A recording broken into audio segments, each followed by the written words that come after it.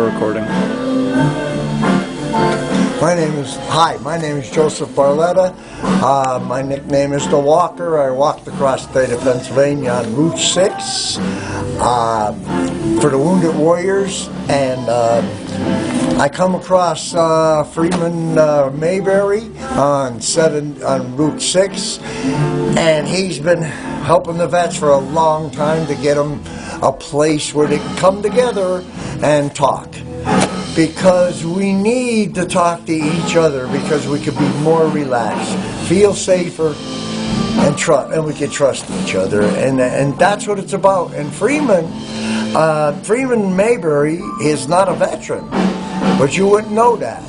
He hung with a lot of vets, Vietnam veterans, and he understands us. He understands that we need to get together, not in the VA, because we get nervous there with people that we don't trust.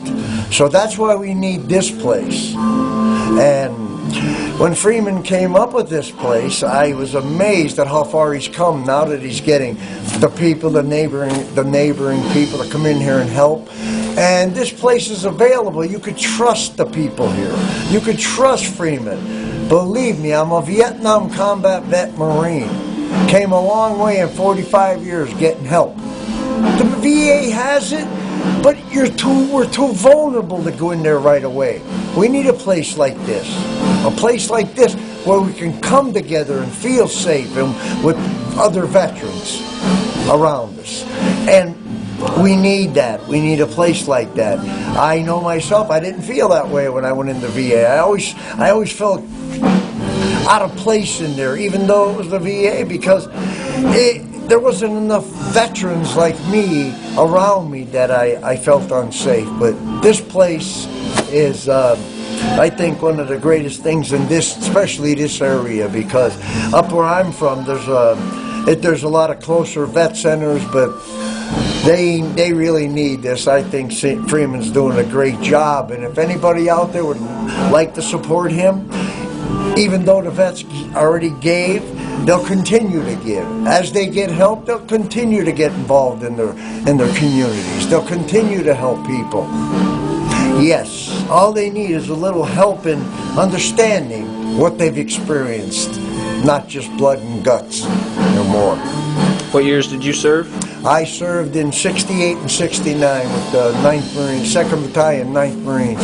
U.S. Marine Corps? Search and destroy. 2nd Battalion, 9th Marines, 3rd Marine Division. Yeah, and there was no help, but only by helping each other is how we got to where we are today with helping other vets. That's what it's about. We help each other when we're in uniform, so we come home and we have to continue to do this because we understand each other. And then we have a lot of civilians that really understand because they have family members. And do you want to tell what you were telling me over yonder? Oh, and the reason I did my walks to get the vets' attention is because a lot of us Vietnam veterans, the Korean vets, the Second World War vets, my dad, and they didn't get any help. There was nothing available for them. And then it got worse, and they suffered, and they drank, or whatever. And this is what I wanted to share with the vets, is that I don't want it to happen to them. That as a veteran that helped me when I was in Vietnam and saved my life, I want to help the vets this way I started my walks, is because I come home from Vietnam. I was home 6 months, and I married a girl I grew up with. She died 6 months later on my 25th birthday of cancer. I went back to drinking 7 days a week. I met my second wife, and 2 years later, and I was still drinking. And my first child was born on my 28th birthday, and I still didn't recognize what God was trying to do, but I didn't know what to do. There was nobody there. I lost my younger brother in a car accident in '85. He was on his way to my house. The first time I lost a family member, it was devastating. When I went away there, I had to go on medication for a year to VA for chronic post-traumatic stress. And when they took me up to the clinic, upstate New York, Roosevelt Hospital, my wife and children took the ride with and brought me up there. they got me in there and got me settled in, and it was a 3-hour ride back home. And I said, you guys got to get going. It's a long ride. You know, they got home and they gave me a call, let me know they were home. And my daughter says to me, she says, Dad, my 19-year-old daughter, my second one, she says to me, Dad, we're coming up tomorrow. I says, Tam, you don't have to. I'll be here 4 months. Back then it was a 4-month tour. That morning I was going to breakfast and I got called in the office at 6 in the morning, and my wife was on the phone and my daughter was killed that night in a car accident. Being the strong person that I was with the willpower, it only lasts so long until I finally I quit. And I went back to the vet center and I quit 2.5 months after I took care of all the business. And I went back to the vet center, and it was Marine, first tour NOM, and second tour he was a medevac chopper pilot, and then another 2 tours as a medevac chopper pilot. And he said to me when I went there, and he says, Joe, if you were out and you got some of your men killed, would you stay with the dead? And I says, no, we don't do that, Everett. You know that. You're a Marine. He goes, okay, Joe, I know that, but I'm going to ask you that question. He said, would you stay with the dead? Never. He said, then all right, why are you doing it now?